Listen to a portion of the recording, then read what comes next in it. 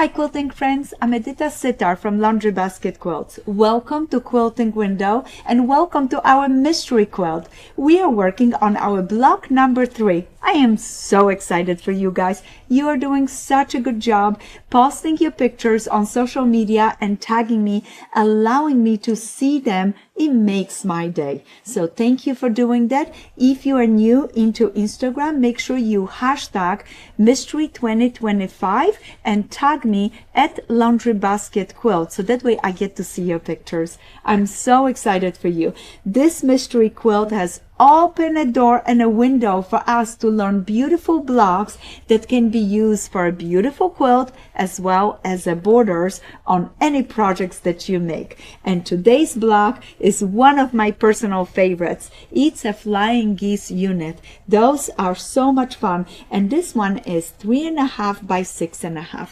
We're gonna start by selecting our fabrics. And today fabrics, I would like you to use 3 different fabrics for your dark as long as you shading. So I have a beautiful coral, pink and yellow. It's going to be shading really nice for me. If you're choosing, for example, purple, go dark purple, medium purple, light purple. You can do greens, shade from dark green, medium to light. I want a nice movement with this block. I want your flying geese to fly around the quilt and make a beautiful design. Now you're also gonna need a light fabric. You can be using one of our bundles, half-yard bundles, and we have a great variety. Did you guys notice this gorgeous bundle from a Lighthouse collection? That is so beautiful. We also have light fabrics that go with it, so you can choose that.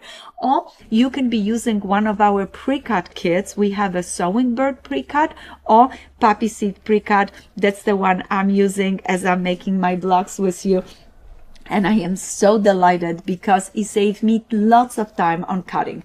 But if you're cutting yourself, kudos to you. I'm really proud of you. You're gonna start by cutting your quarter square triangle in dark fabric. You're gonna cut 7.25 inch squares, cut them twice diagonally for 4 quarter square triangle, and you're gonna cut total of 8 in each color. So total 24, but 8, 8 and 8 quarter square triangle. So 2 squares from each fabric. And then you're gonna go ahead and cut your background half square triangles. Those are cut from 3 7/8 squares. So you're gonna have a square cut once diagonally for 2 half square triangles, and 2 of them are enough for 1 block. But just remember, you need enough for 24 of those units. I am so excited for you guys. So your first step is going to be cutting, and as soon as you cut, you're going to lay out your pieces just like me.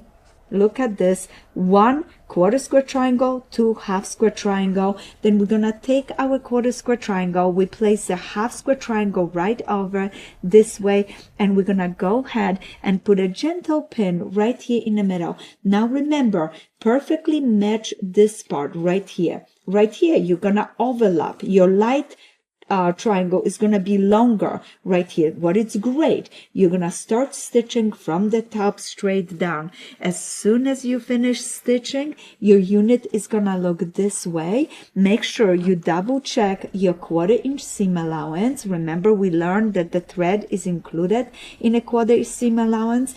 Now we're going to open this up, push the seam allowance towards the dark, use your little pressing tool, press it, and now it's time to add the second half square triangle to our unit.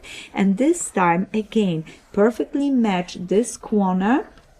Let's put a pin right there in the middle, and we're gonna stitch from the top straight down. Oh, this is such a wonderful unit.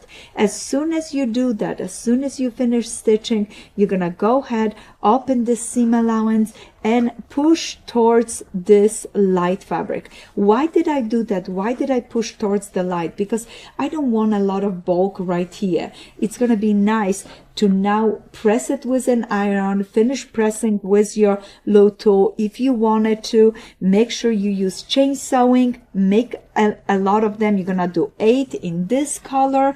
You're gonna do 8 in the coral, and you're gonna do 8 in a yellow. And now we are ready to place it into our quilt. You can go ahead, look at the picture where I place my Flying Geese unit. I start with my light one, my yellow, and then I'm gonna go ahead and place my coral next, and then go for a pink one. Then I'm gonna go ahead and sew them together by just placing this way and stitch, and I'm gonna go make 4 sets like this, and then I'm gonna do 4 sets that are opposite. Do you see what I just did? I flipped those outside colors and I'm gonna stitch them. Then I'm gonna sew those together. Let me show you to a one long beautiful unit that is 2 pink in the middle, 2 coral onto the outside, and to the outside the 2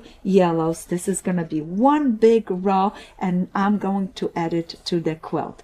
Now, if you love this block, you can use this block around any project, and that's what we're learning this time. We are going through blocks that are just wonderful for borders, and I can't wait to show you how I use this on a border. Just go visit our blog at Laundry Basket Quilts and enjoy it. Many times I place it this way, or I go ahead and place it this way, and I take 2 and just rotate them. Look how fun and exciting that is. I can't wait to play with those. Maybe the other ways that we can use them and create other designs, but as well, not only the Flying Geese design. I hope you enjoyed today's mystery block. I cannot wait to show you block number 4 next week, and I look forward to seeing your project finish. Happy quilting, and I am excited about your upcoming block.